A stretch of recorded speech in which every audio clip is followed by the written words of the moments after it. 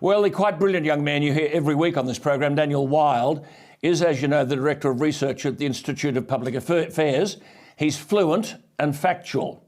You won't find that amongst too many politicians. Last weekend, he wrote that the power supply crisis confronting us was not an accident. And he wrote, and I quote, "These are the blackouts Australia didn't need to have.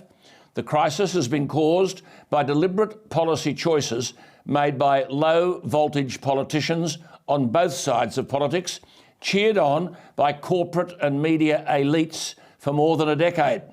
He went on, and I quote, "On the first day of winter this year, the Australian Energy Market Operator, the government body in charge of our energy system, made the extraordinary admission that Soviet-style gas rationing would need to be introduced," unquote.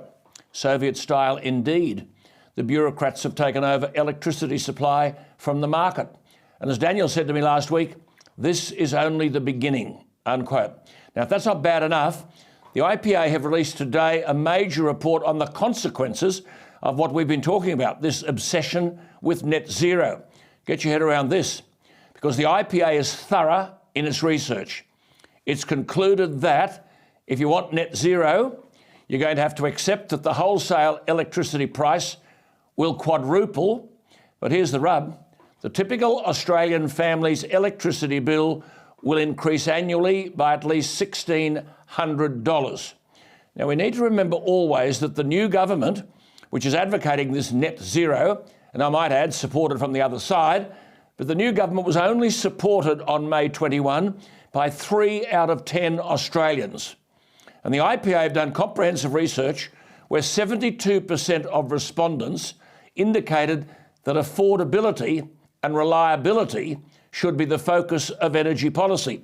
Only 28% had as a primary concern meeting net zero emissions. Daniel Wild joins me again.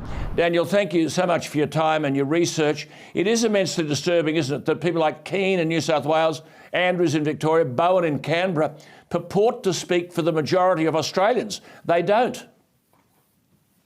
No, they don't, Alan. And since we've last talked, things have only gotten worse. We've seen Australian families told to turn off their heaters, not to turn their dishwashers on until 3 a.m. We've had aluminium smelters told that they can't operate because our energy grid can't handle it. As I say, this is just the beginning. We're only 3 weeks into winter. We've got a lot more to come.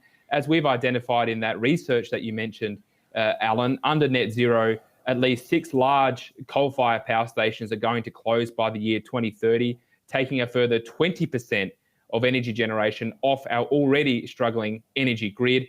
And the effect of that is going to double family electricity bills, quadruple business electricity bills.